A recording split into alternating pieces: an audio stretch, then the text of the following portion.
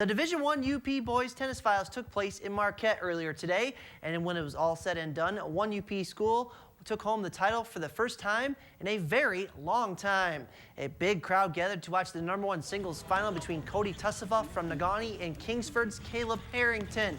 First set, it's Tussauds who would get the first fist pump of the day in with a nice shot there to win the point.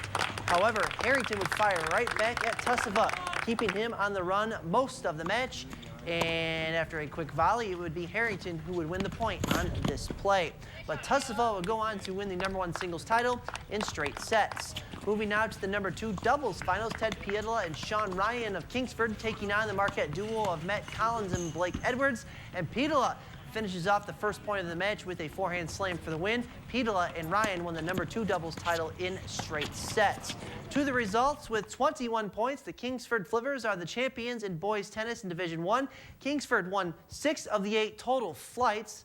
The Flivvers captured the boys tennis title outright for the first time since 1953. Yeah, it's been 60 years until today. The Division I UP golf finals were held at the Portage Lake Golf Club in Houghton. We start with the boys on the par 4 10th hole. Here's Brett Specker from Marquette. His approach shot from about 100 yards out was a beauty. As Specker lands it to within a foot of the hole, he would tap that in for a birdie. Staying with the Redmen, here is Jordan Frazier looking at a 10-foot par putt, and Jordan sinks it right down the middle. That would save par. Speaking of saving par, Dave Rinaldi from Negaunee in the same boat trying to do just that, and Dave would sink the putt to escape any further damage on hole number 10. Next up, Adam Schieneman from Gladstone. After a great approach shot, Schieneman with a birdie putt, and Adam just leaves it a tad short of the hole. He would tap that in to save par.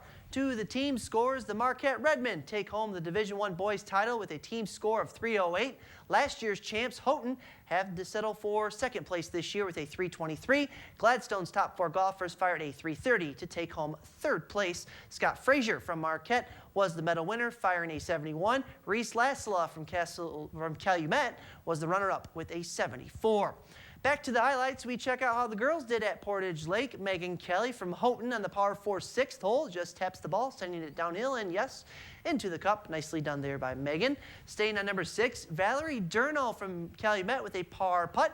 And Valerie makes it look easy, sinking the putt from 12 feet out. Next up on number 6 is Escanaba's Kelsey Motto. Her second shot from, let's say, about 30 yards out hits the green and rolls to within 15 feet, and Kelsey would knock it in to save par. The green's very fast all day long.